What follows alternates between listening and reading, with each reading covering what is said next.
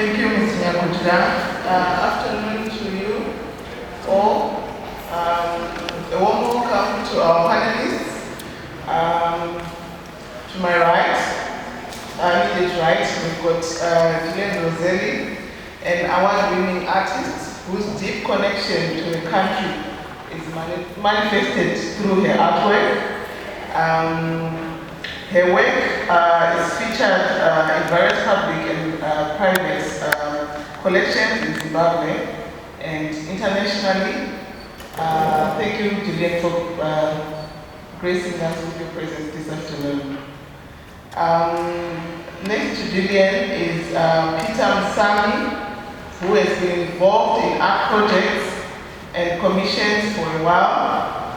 Musami has been exhibiting ever since he attained his certificate here at the National Gallery of Zimbabwe.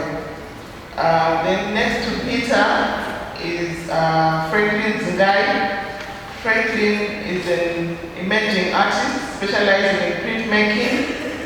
Dzingai has perfected the cardboard printing method, and this has led him to win many awards at various exhibitions here in Harare. Maybe we can give them a round of applause.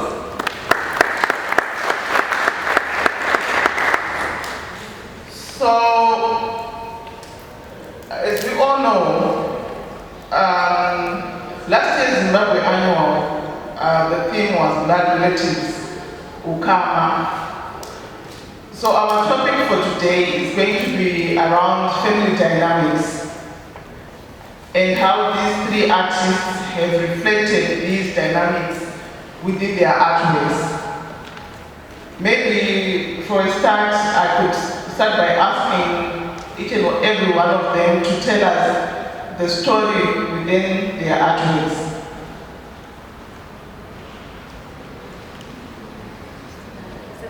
Yeah, it works. What was the... When you responding to blood relatives to karma, what was in your mind? What did you want to project?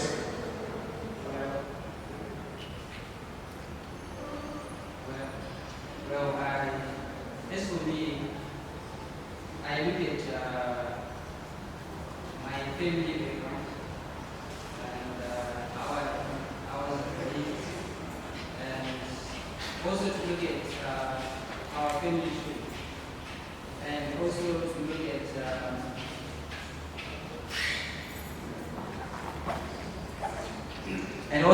at how connected am I with my relatives. So my artwork is a response to that. How closeness am I with my parents, to my cousins, my grandparents, you know. So that was what I was looking at my family background. Before I look at other relatives, I first look at my own background of family relatives.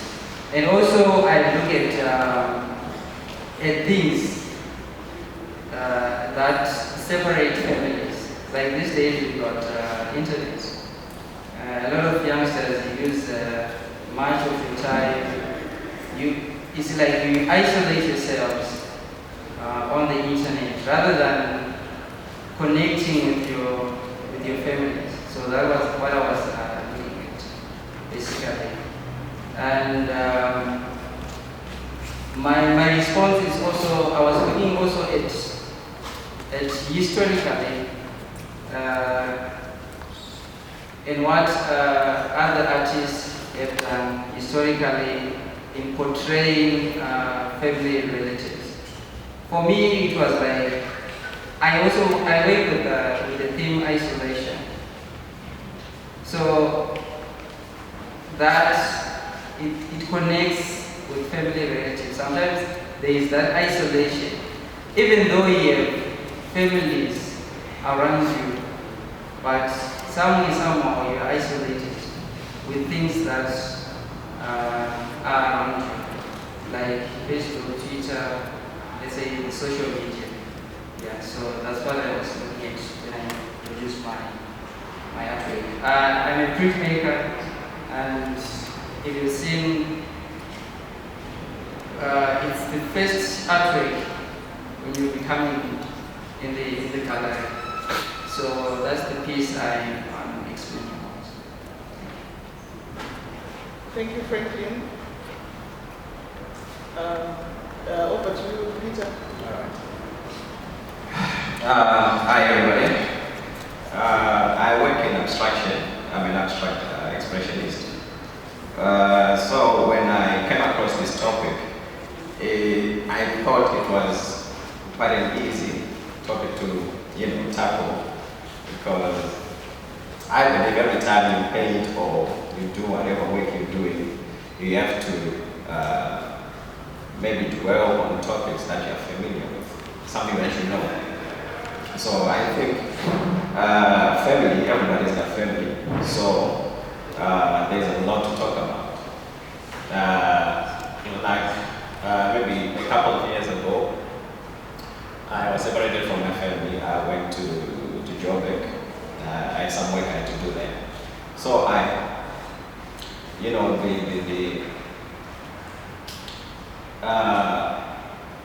started missing my family.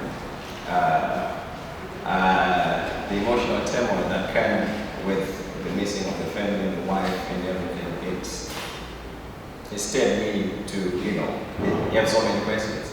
We really want to do something, we really want to give our family a lot of things, but we can't do that when we're with them. We have to get away, in order to, work for them. So I used social platforms whereby I would call my family on WhatsApp, videos and the like. We'll do homeworks through a WhatsApp video. My wife, she did independent. She doesn't know Shona, per se, So at home, I'm the tutor who is Shona. So I knew that every day I have to get on the phone and do homeworks and stuff like that. It was terrible. It was terrible. So when I came across this topic, I just thought maybe I should, say something about that, because I know I'm not the only one. So my work, it consists of oils on various media, whereby I use canvas, I use, like in this particular case, I've got one piece that I used floor carpets. It was my grandma's carpet. So I had to do something. I manipulated it, and I love texture. So it gave me the texture that I wanted. So I'll rip it apart, then try to bring it back together through stitching and stepping. I'll use indiscrete staples and stuff like that. So as to bring the essence of bridging the gap between families in the diaspora and families that are there, something like that. Yeah, so that's how I view this topic. Okay, thank you very much, and very interesting. Whoever thought Shona homework can be done via WhatsApp, a WhatsApp call. Yeah, it was interesting. Yeah. Over to you, Gillian. I also found the topic really interesting, and my situation, I'm the only blood relative in the country. And when I was thinking what am I going to work on, I realized that I have ancestors here who buried here. And that's how I got the idea of my piece. I'm also really interested in texture. As I was saying, I found myself in a situation where even my children have gone abroad to study. My parents left a long time ago for medical reasons, and I'm the only blood relative in Zimbabwe. Wow. Very interesting indeed. Thank you very much. Coming back to you, Franklin. Through your artwork, do you feel the need to be closer, or maybe less closer to your family? Yes. Maybe you could explain on that. Yes. Each of everyone. As my artwork, I look at a thing like isolation. Sometimes, if you are isolated with your family, you do certain things, like you hide yourself, like initial, you don't expose yourself to your families. There are a lot of disadvantages on doing that.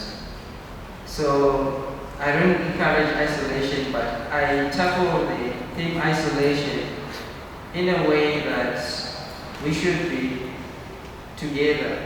We want to be togetherness with our families each time. So I think it's really important to have a close relation with you than isolating yourself to your own activity. Okay. And right now, you're a very young artist. How are you doing that? How are you keeping close to your family members? Like, for instance, Peter has mentioned that, having to stay away from home. Gillian has also mentioned that some of her relatives, most of her relatives are actually out of the country. As for you, as a young artist, how are you, keeping close to your family members? Right now I'm still living with my parents. Okay. Yeah. Why? It's because they are the really big support in my artwork. They are really big in my creativity of work. Many years ago, I started to do artworks basically on my family backgrounds. I've done prints that relate to them. I've done a portrait inspired by Andy Warhol with different colors, but it was a portrait of my dad. I didn't expect when I started to go into an art school, I didn't expect he's going to approve me to pursue in art. So it was really a surprise for me, for them giving me that support. And I really appreciate for their support they are giving me. Thank you very much, Franklin. Gillian, do you think having a family staying together, being maybe in the same area, it's a factor that influences family dynamics? I think it'd be absolutely fantastic. I really miss that. And at the end of the day, Zimbabwe is where I really want to be and live. Hopefully my children will come back here when they finish studying. I don't know. Does that answer your question? Yeah, probably. I think it's so valuable for families to live together. I think it's such a beautiful thing. It seems so far away from me that I hope it will happen in my lifetime. I don't know when it will. Okay. Do you know what I mean? I feel so isolated, just what Franklin was saying. Being the only member of my family here, I don't have any family around me. So. And these new technologies that are around now, the WhatsApp, the Skype, they are not helping. No, they do help enormously. They Makes do it help. much closer. Yes. And also, By the time it's the hub that you miss. in reality. Okay. Visits. All right. And maybe we could pose the same question. Well, I think I can't do without my family. I can't. Because I've been with them ever since the beginning of time. So I come from a very big family, from a long line of chiefs, against me, Musami and everything like that. So most of my content is about that. In every family there's an uncle who always crashes the party, or whether you're in a party or what, something's gonna happen, something like that. And those people, we need them. We need them immensely because they influence us. My influences are derived from my family, especially my daughter and my two sons. Yeah, I can't do without them. Musami. I'm Musami. So yeah, that's the thing. So most of my stuff, most of the things that I've learned from family. I had a grandma. She passed away unfortunately last year. She was 103. So that's where I got most of my research from. Yeah, I would go sit with her, ask her so many questions, and then I still have a lot of things that I haven't put on canvas that I've learned from her. So I can't do without my family. Though I know the feeling of isolation. For the past 2 years, I haven't been with them. So yeah, I got the experience. It's a nasty experience. Nobody should be, away from family, unless it's really necessary.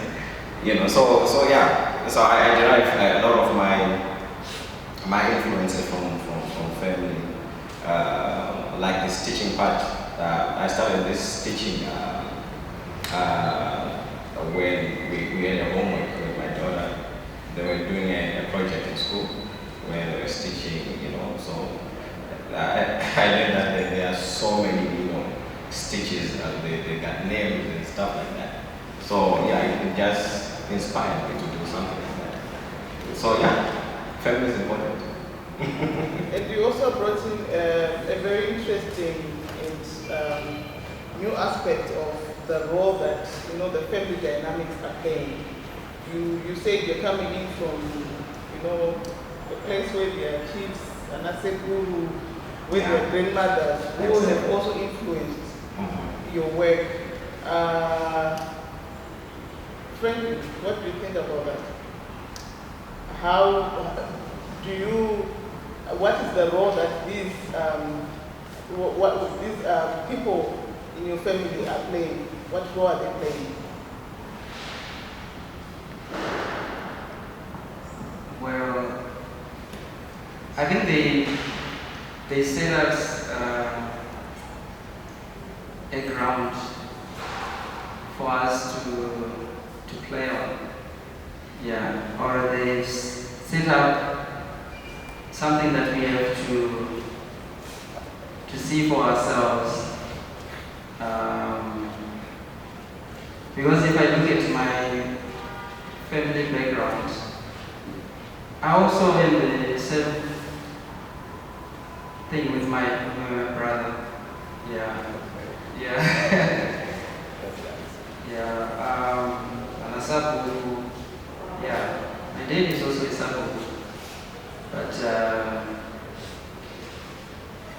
it's really important for that, because without my grandfather, I wouldn't be have my dad. Yeah, and also me, I wouldn't be a pastor. So they have said something for us, because my dad learned a lot of things from him. And I can say my dad is only son in his family, which is full of aunties. So he was really important, my dad. Even from the beginning, from the day one he was born, he was really important in the family. And right now he's really important. And what he's living for us is really important. And I can say the talent that I got, it didn't just happen from nowhere. It came from my parents. When I was in grade 1, he started teaching me how to draw, how to handle a pencil, you know. So from there, it's really important for me. And they say I also heard him saying he learned a lot from his father. So families are really important because they give you something that you can keep in your life if you treasure it. Yeah. Okay, thank you very much, Franklin. Gillian, looking at your artwork, would you say you see yourself as a custodian for the dead?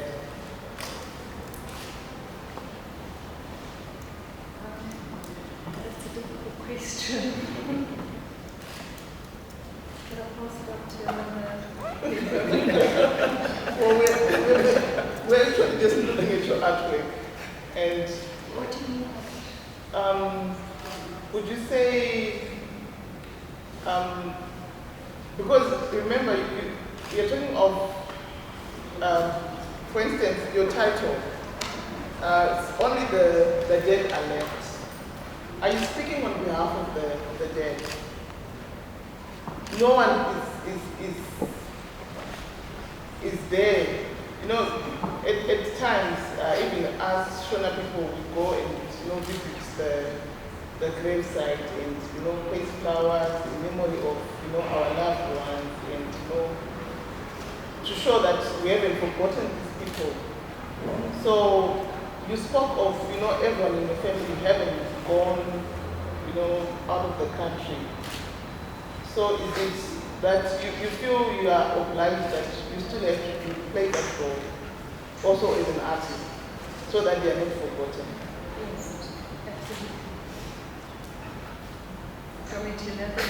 Yes. I think also just with the size I worked, it's also speaking quite loudly.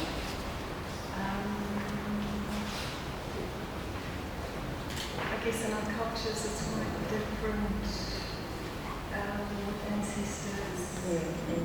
But I think I believe very strongly in how Shona as far as that goes. Okay. And you still visit your relatives' graves and place flowers? Do you do that? Yeah, we do. We do. I think Yeah, maybe we do. just so that we don't forget the memory. Yeah, absolutely, but I guess I see it in a different way, like I look at them spiritually, not going to the physical place where they're gone. Okay. That makes sense. Yeah, it does. It does. It really does. I don't know. Maybe if we could have some questions from the floor.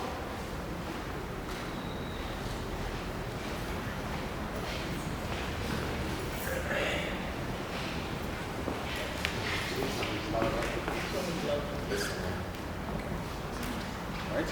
Questions?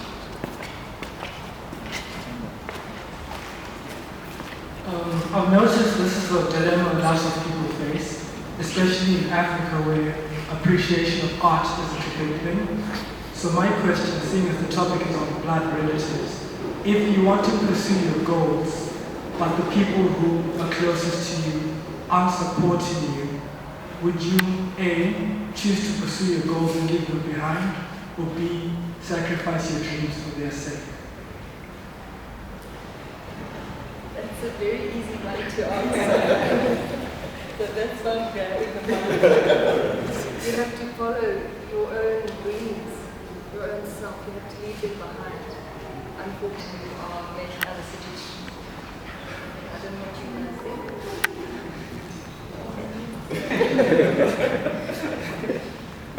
I think maybe our backgrounds differ, you know. So, as my background, my parents, they approved of me being an artist. They didn't look at just the tarot and stuff like that, but they really approved it. And some parents, they will say, no child of mine is going to be a role model. So, as what Gillian said, you, if it's a calling, just follow your calling and give back to them. Oh yeah, I agree. You know, my dad didn't approve of me wanting to be an artist or something. She wanted me to be a doctor or something like that. I even started in banking, and then now I'm here.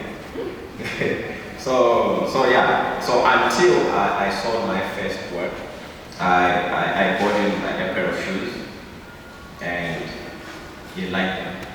He was so delighted. He was started regretting, started saying, I should have supported you, you know, supported your dream, things like that. So if you are an artist, you are an artist. You always come back to being an artist. So you just don't waste time. Just follow your dream. So it's not a matter of A, leave them, or B, you know, sacrifice your dream. Just go with them all. Drag them into it. I mean, maybe at that particular time it's a mess. Drag them in the mess. It doesn't matter. It doesn't matter. Maybe if I could pose another question related to what you've just been talking about. In every family, we have people who are like, they play different roles, like the peacemaker, the trouble causer, sort of, you know. So, for you to realize your dream as an artist, would you say it would be easier for you to go maybe through that person that you think is, you know, the peacemaker, or that can actually go and convince that your parents that, you know what, let him follow his dream?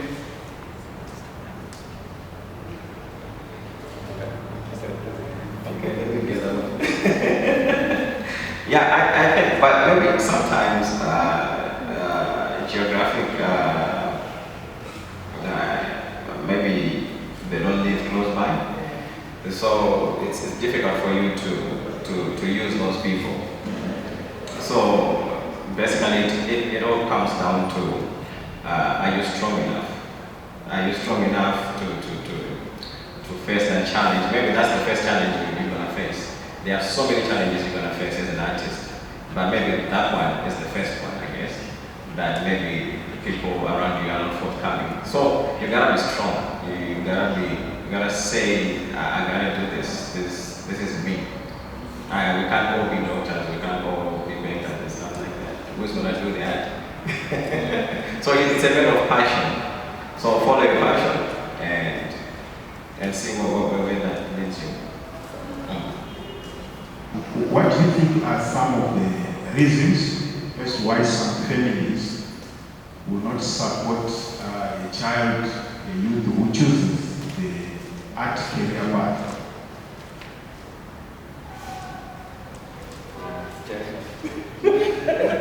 Maybe Franklin will answer that.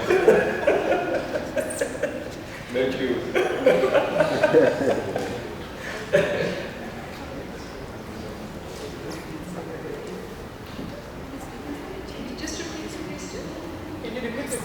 Can you repeat the question? What do you think are some of the reasons that causes some family units not to support the idea from a child or from a youth who is of course choosing age? If they tell the family that they want to pursue an art-related program, what do you think are some of the reasons that lead to some family units not to support that? Yeah. of the reasons is maybe, I think it's quite a tough life being an artist.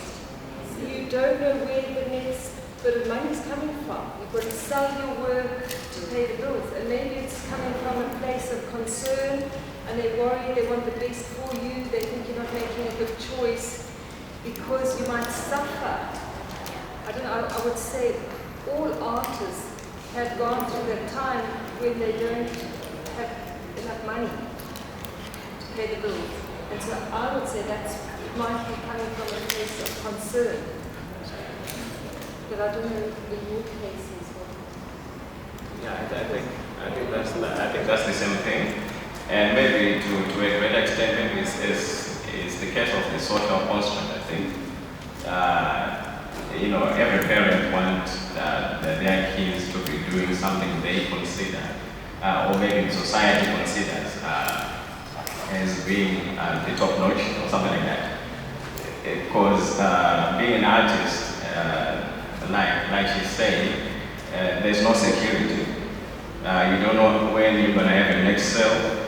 You don't know when you're gonna, exhibit next. So we have a challenge. If you look at the social economic landscape that we have right now, it's a big challenge. It's a big challenge. So yeah, every parent should be responsible. I think it's just a concern. I'd also like to say the thing is different between a female and a male. Because for my family, they were very happy that I went into art. And as a female, I could have done anything because it didn't really matter. If my brothers had wanted to be artists, maybe that would have been a problem. Yeah. Yeah, to a great extent, it goes there. To a great extent, it goes there. I don't know what Franklin thinks.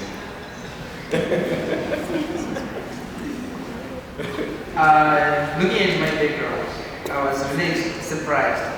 My parents approved me because my artist mazhinji, what do they relate that I'm artist, I don't know, marasta, and you go pay more to I school to get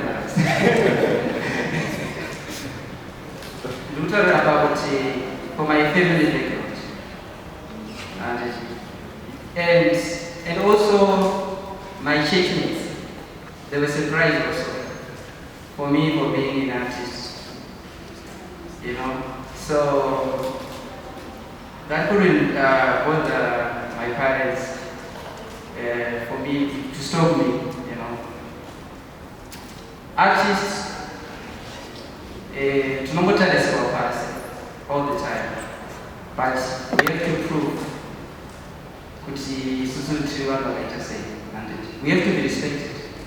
Tisinofanira to respect and kudarika munhu wese because we are really important, but they don't see that our parents.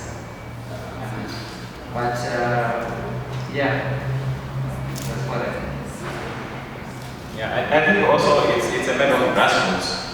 I went into an art school, into an art class when I was in Form 6.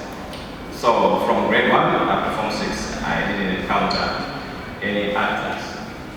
So that's when I realized our society is not aware of that. Most public schools, they don't teach art. Therefore, the parents are not aware. So when it comes up as a professional, it's a surprise to them. So I think it has something to do with that. So maybe we could actually say, just as well, the Ministry of Education has introduced this new curriculum. Yeah. Because I've got grade 2s and grade 4s at my place, and they're always talking about art. And so funny enough, even this whole family dynamics thing, they come bring homework that is talking about, a nuclear family, a single-headed family, things like that. So I guess maybe it's a good idea. Then No? no, it's all right. That's what I wanted to ask. Some more questions? The second question is maybe slightly unrelated evolution. I was maybe want to ask Peter, in your short stint in essay, the works that you have been doing, what did you get to see as possible opportunities for youngsters, probably that are getting out of the School of Visual Arts or any when they are doing art? Oh, well, that's a tough one. Okay, I don't know, ever since I left the School of Visual Arts, I must say I'm a bit disappointed though. We don't have enough institutes like galleries. We don't have enough of these spaces. So ever since I left the school, I've been setting up on my own. So maybe the greatest challenge that we have, I think, is just the economic state that we have right now that's prevailing. Because it's like my kind of work, any kind of work, it can maybe be collaborated into design, fashion making, stuff like that. But those platforms, I think, we don't have those right now. But if you go to places like the developed world, I think that there's a greater chance there. But right now, as an artist, I think you just have to, push more on maybe on the selling part. Because I was just imagining abstract work. It has a lot of things. There's a lot of things that are going on in the picture plane. We talked about texture, gestural marks, everything. That's it. Color, shapes, everything. You're using all the principles of design in there, so that the artwork is more appealing to the viewer. So yeah, I think it should collaborate well with fashion designers, graphic designers. Yeah, that's what I think. That's why I'm totally disappointed, because the situation right now is not permitting that. But we hope. All we have is hope. A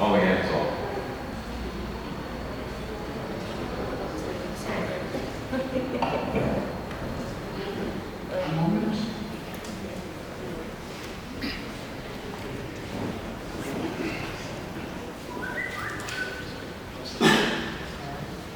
Seeing as the theme is focused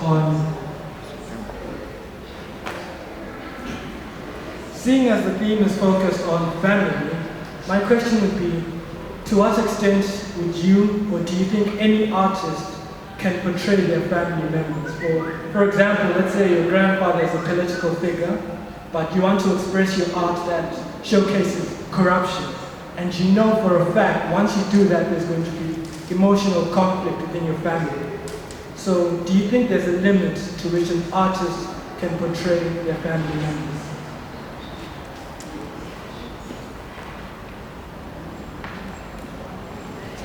It depends on how strong you are. If you are to be able to withstand the conflict. But for me, I can say that's what I've done. And I'm still sitting. I think maybe it's different culturally. And I wonder about brothers here.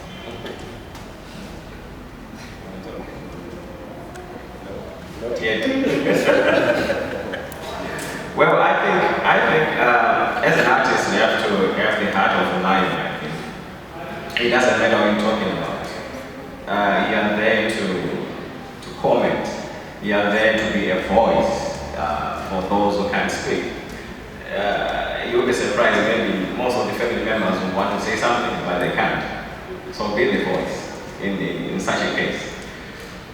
So you have to be thick-skinned if you want to succeed in this industry. That's my advice, I think. Also, sometimes the family member doesn't pick up that that's what you're doing. Yeah. sometimes. Yeah, maybe they don't even understand. So just yeah, that's maybe always the case. One thinks so. Just a follow-up question on that one. How do you draw a line between just putting across your expression and becoming emotional and confrontation when it relates to the relations between you and your relatives? Can you push the boundaries beyond the limit without prejudicing the relationship? Well, on that topic, I've been quite lucky being the only relative in the country. So I can actually do what I want. And they don't see what I do. And that's really intense a bit of a problem, because then they do see a little bit. Well, Mr. Nyakuka, I think if we start having a line, then maybe start to compromise where to be done. So there should be no boundaries, no line at all. Whether it's thin or not thin, then there should be no boundary at all. Well, I'm saying this because I'm sure you are aware that recently there was a very controversial exhibition that took place in another gallery in Hawaii, where the directors there and the artists we ended up in Victoria. So where do you draw the line? This was a confrontation between the artist and the state and the providers of the spaces to exhibit. Do you believe such contradictions will then lead to you failing to push your art beyond those boundaries that we're talking about? I think most of the artists here in Zimbabwe, if you talk about politics, you are in this, you're going to be in trouble, my friend. But most of them, they quite talk about politics, but not in an obvious way. But it was in a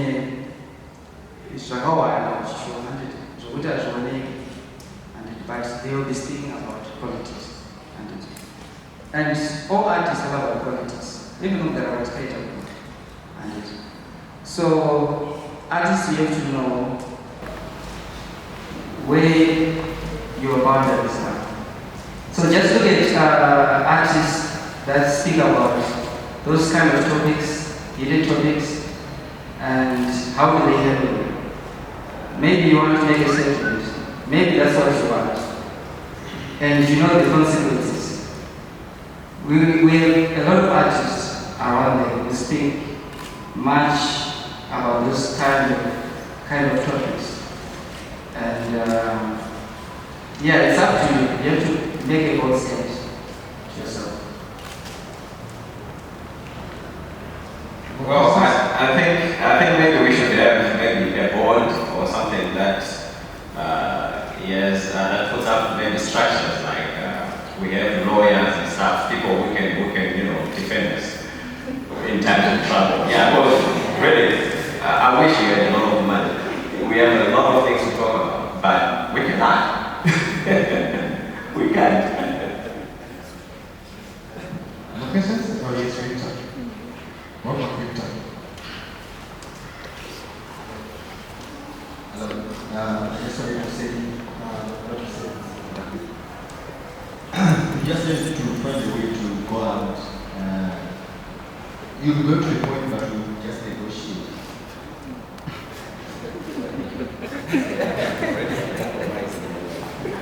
No questions? Traditions?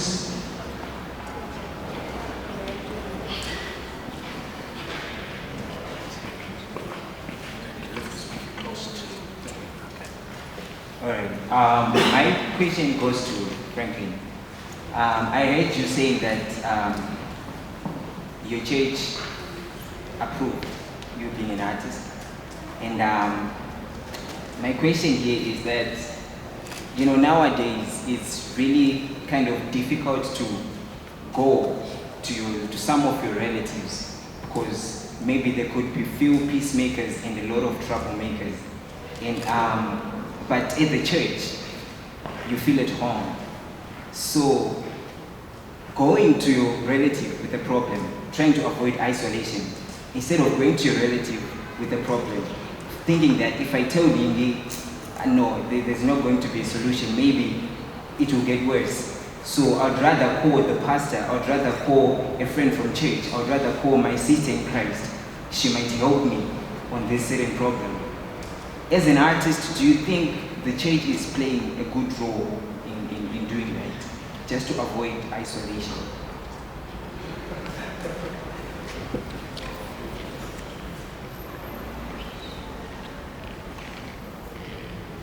It's really hard to answer.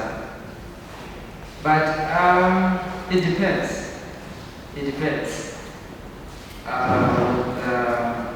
with your mentality, right? What really you want to portray in your art, that's the best thing. If you want to portray something which is much provocative to your close relatives, I don't think it will do much justice if you go to your church and they will approve it. Yeah, so we have to know what to talk about to artists. So we have to balance to see and what works and what doesn't work. Did I answer your question? I'm not really. Well, I know as artists we create works to give a message. Yeah. So my question was that, do you think the church is playing a good role in helping? Let's say it's me. I'm trying to avoid isolation. I want to grow well. Instead of going kwa gogo, maybe I heard she plays around with voodoo a lot of times, so I can't go gogo. It's best to go kwamfundisi to the church. So I'm coming back as an artist. You're trying to create a work that is going to send a message about this. So I'm saying, as an artist, do you think the church is playing a good role in raising a person? Well, it's really difficult. it's quite a tricky situation. To a lesser extent, to a greater extent, maybe a church. It depends with your church, right? Yeah. So I don't know which church you go to and how do they handle this kind of situation. Yeah. Okay.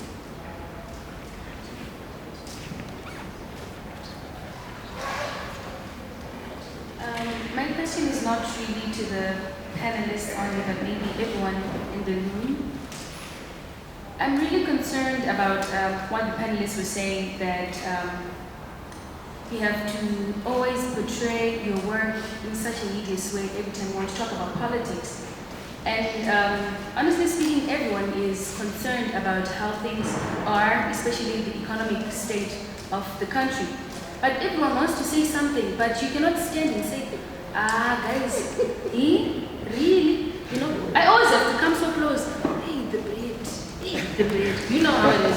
So I'm really concerned about until when are we going to be artists who speak hideous about a certain situation, and until when are we going to be feeling like I have to hide in this cocoon and I can't speak openly about it because I will be in big trouble, like Franklin said. So I'm concerned with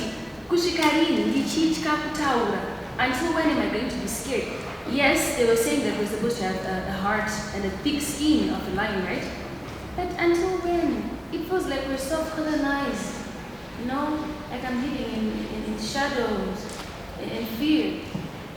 Is there anything we can do as artists so that we can just stand and openly say that, hey, I don't like how the shoes are going expensive, and not portray it in a hideous way? I just want to be open about it. There you are. Panelists?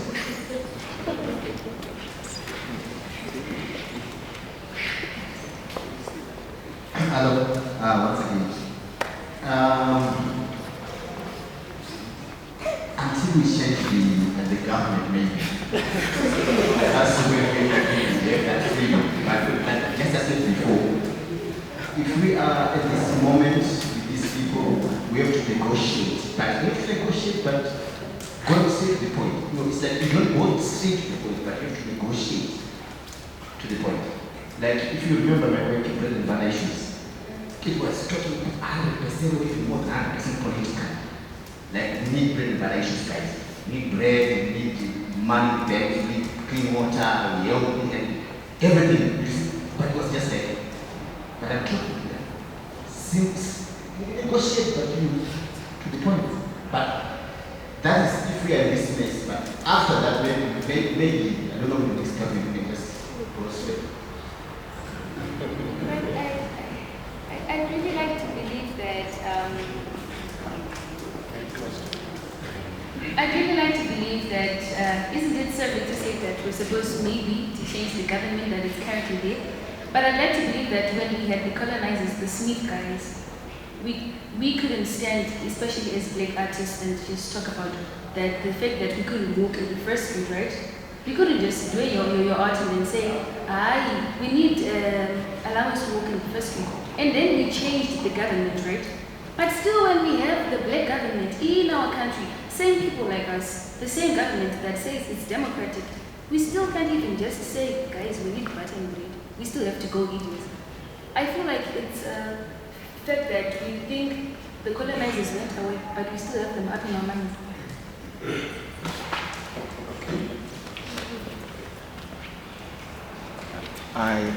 So I just want to respond to you. I think what the panelists have spoken already is to do with, they've spoken about thick skin, they've spoken about lion and stuff like that. I think they've answered all because in terms of art, we just like, we don't have to go straight to the point. Art is a treasure. You know, you have to find out for yourself at the end of the day because it's a hidden message. Which can be interpreted differently. So you can say about politics and someone else can say see something else. So art is just a treasure where you present it to someone, to a community and stuff like that, and they end up interpreting itself. That's the beauty of art, because if you just go, that sort of rebelling and stuff, art is totally different from, that's not, yeah. So. Just like language, you know, when there would be normal language that we speak in, and then we move on to the level of literature, okay, it becomes art. I think that's what the gentleman who has spoken is trying to allude to. Good afternoon. I'd like to ask that this is just separate.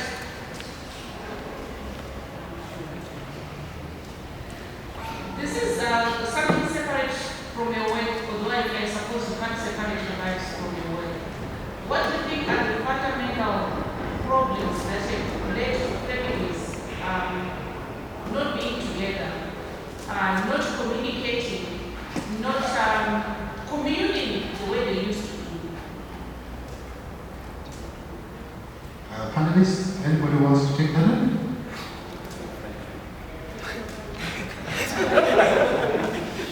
Or maybe it's open to the floor?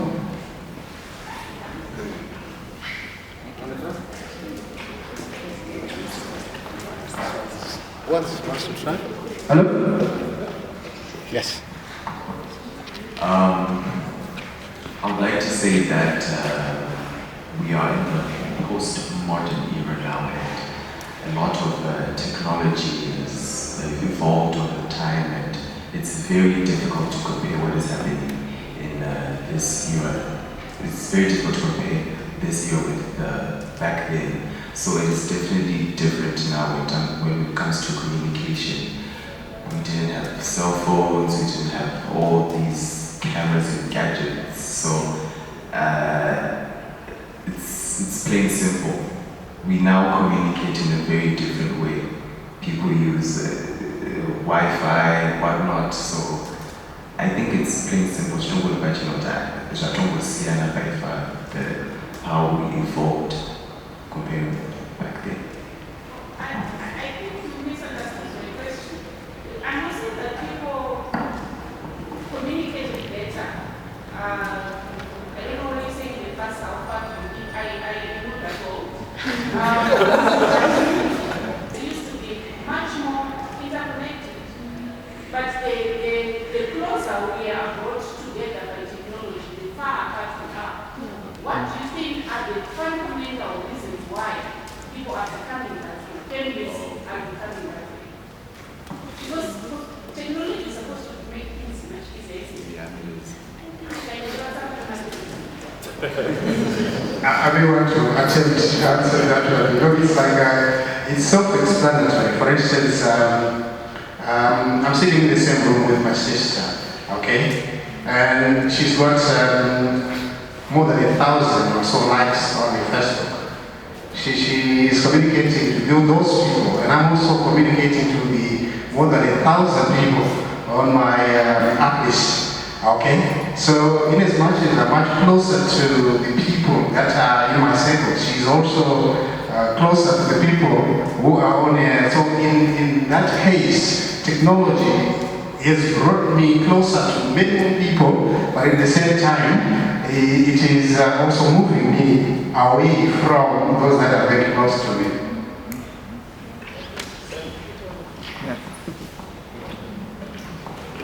Okay, I think maybe one of the main reasons why people are getting apart like that is technology, yes, like you guys said. And maybe, just maybe, if we could maybe find some time as a family to say maybe no, from this time to this time, no phones, no what, we have to engage in a family dialogue, you know, so as to cater for the time lost. I mean, on those 24 hours, we just have maybe to get maybe 1 hour or 2 hours. Let's say maybe dinner time, no phones, no nothing. We just speak hours a day, you know, something like that. Maybe we try to bridge the gap, because technology is here and it's not going anywhere. So that means we are going to be more apart than we were yesterday. I don't know if I try to answer the question. And from what Mr. Nyakuge is saying, it seems like if I'm going to be Mr. Nyakuge's sister sitting in the same room with him, I value the people that I'm chatting with more than the relationship I have with my own blood brother. Is that healthy? I think we become more selfish because we value likes more than actual human connection. Yes. And more so, we are taking for granted the fact that you have someone who's close to you. If they wake up dead, then you regret. Maybe I should have talked to them yesterday whilst I was chatting or whilst I was on Twitter. They say Twitter, right? That's war on Twitter, you know. So you are based on Twitter, and maybe your sister is right there, and then you just take it for granted. You think she's there again tomorrow. She's always going to be here. Let me talk to these people who are far away from me. I think that's the notion that drives us to do that, I guess.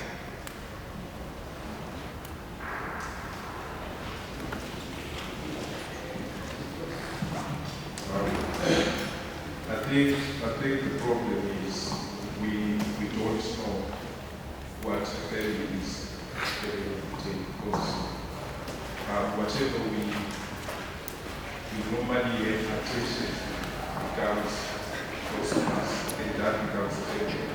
So I think having technology in a household is like bringing new members in the family, because we are giving it more attention and so forth. It's not just about humans having the day. Animals can be part of the family, and I think with this modern life, we are living. We are now encountering technology as our family members, not knowing. I think that's the only problem we all face.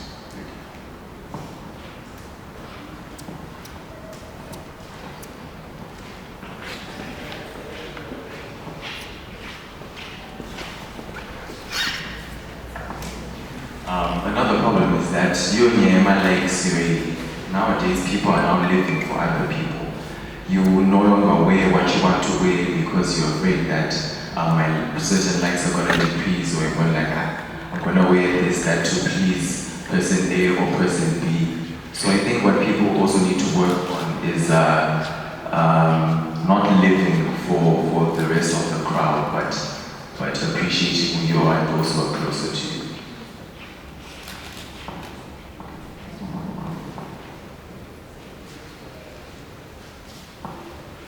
Sorry to take us back a little bit, but I think Pete has it. The first question was on how artists aren't taken seriously, but you mentioned something about getting a lawyer. I think most of us brushed it off, but I think as artists, if we really want to make an impact, we need to be strategic about how we express ourselves. We need to know exactly what laws are in place, to what extent can I say something, so that we push those limits. And then we also need representatives in the government, because we can say we should change the government, but to who? We need people who think like artists, who understand artists, who are willing to defend artists. We might even need artists themselves to stand up and take government positions so that they can speak for the rest of us. And as far as families are concerned, I think it's also what's being portrayed through technology and through social media. I mean, 80% of the time it's things like fashion, parties, and they don't necessarily promote family values. So I think if we made an attempt to use technology to promote family values rather than to feed our own interests, perhaps families wouldn't be so destructive.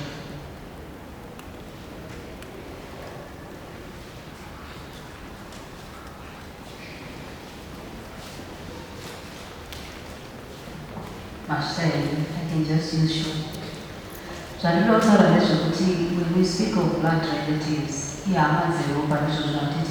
So I'm at zero, but that's the way to look at the Lamatari, to money farm, to money chema, to Shibatan and But what happens is, at the end of the day, communication is really good.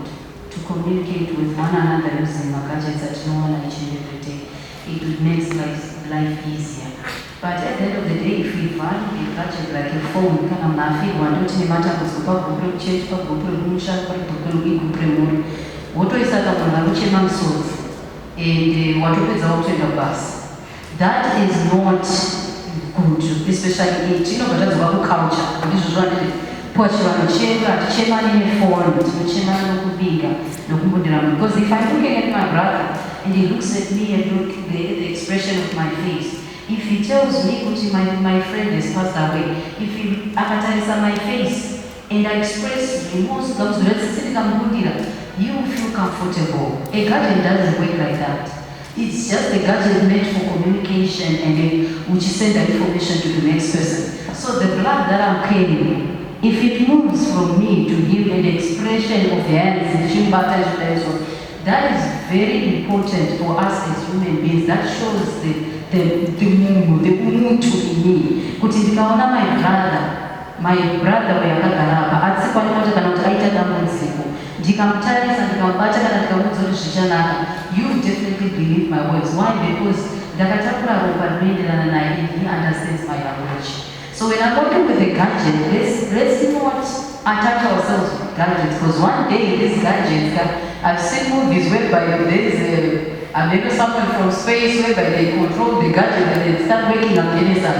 Most watching against you, that's when you know this is not my blood relative. And it was one. So whereby I need to understand the woman and then understand the blood, that the DNA that is killing. Kutiropa, tineshona inoti. Ukama ugezwe nesipo andika ukama ugezwe nesipo ende ropa rinoenda rapinda maari rinobva mandiri inini rikapinda maachi chinofanza nechoturopa rikakwira kachakohwa bhaketi kuti iwewe wahama yangu ndakupa iwe wahama yangu wahakudi kweda zvinedzidza rakadai. So I find that the blood that I carry, it doesn't, we don't give each other blood. We don't choose for even to say. Relatives, we don't choose them. They come as a package from God. Everybody has to be in a certain line. Kutaridza rekwa Musami, rekwa wenje, rekwa moyo, rekwa whatever. We don't choose. But once we have that package, let me respect what I have and live in that line, respecting a person, not respecting a gadget. Thank you.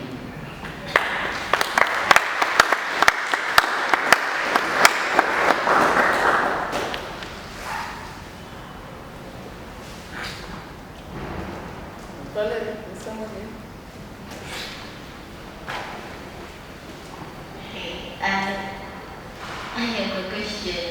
Let's say you have a relative who dies, right? And then at the end of the day, you no longer go visit the village. Okay. Let's say you have a relative and they pass away, right? And then your family members start telling you that to go visit the village. What should you do?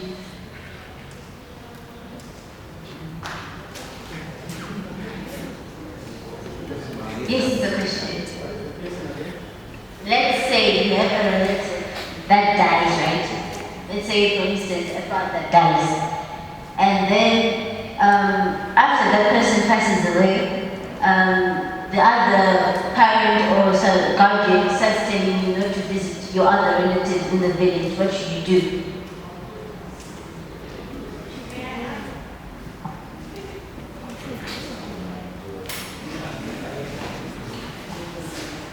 Okay, I will attempt to answer your question.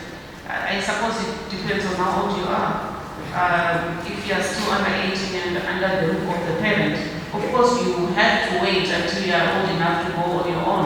Not that if you are 17, you are not old enough, but you live under someone's roof and it's by their rules. You can wait until you get your own household and then start deciding who you want to see. And who you want to visit. Because you see, it's never about that the homestead, the kumosha is bad. It's always about relationships. When someone dies, usually people fight. They fight over even the most nonsensical things. And that divides families. They might even fight over a business to say who controls it. And it's never your fight. Don't involve yourself in that fight. Wait, you'll be 25 living in your own home and you can decide to go and see your gogo if you want.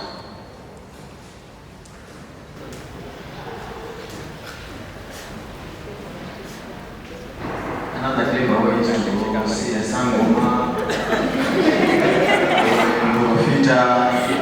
and then you can go home safe.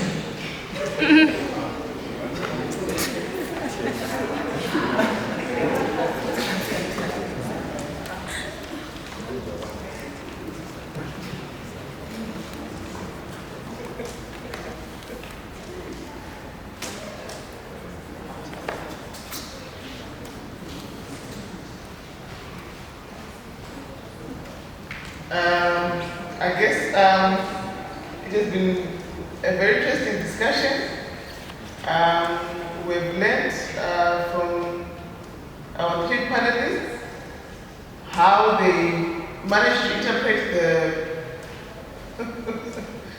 the theme. It's very varied. Okay, we'll just have one last, question or contribution.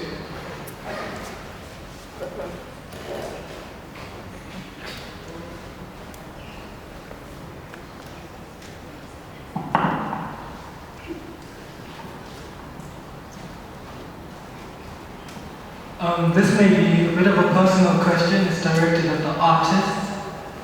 How far do you think you would be willing to go to protect the people you love?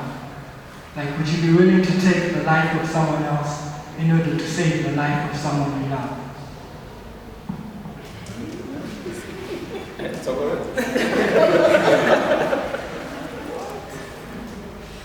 How far would you be willing to go to protect your family or like the people you love?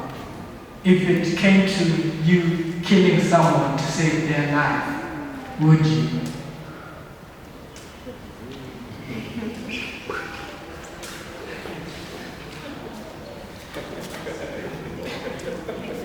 Yeah, that's a tricky question, but I think I would kill, yeah. I would kill. If something would happen to my daughter, yeah, I would kill. To protect them, yeah. I would protect them with everything that I got. Yeah, I would do that. It's not until when you have a family, you have, yeah, we can say we love each other, girlfriend, boyfriend, but when your girlfriend gives you a baby girl, baby boy, it just changes you. So I don't know what circumstances you're talking about, but I will do everything in my power to protect my family. I will do that. I would. I don't know.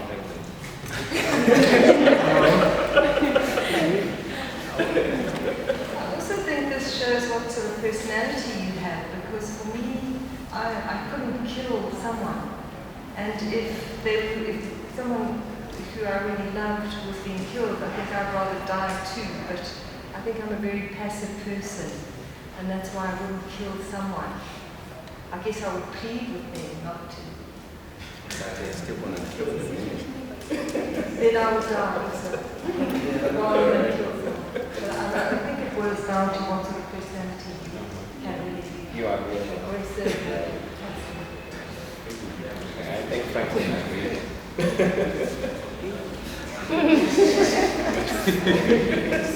He said he wouldn't kill. Okay, thank you very much. Thank you for that one last one. Very tricky as it might have been. Like I was saying, I think we've all learned from our panelists. For the young artists who are just, learning, I'm sure you've picked up one or two of how, the experienced guys are learning to interpret the themes. For instance, I think I remember at the beginning, Peter said the theme blood relatives was actually a tough one for him. So, but he managed to produce, and he produced 2 artworks. So I think it means that anything is possible, and it will be a starting point for any one of you. I think. Thank you very much for attending and for being good listeners.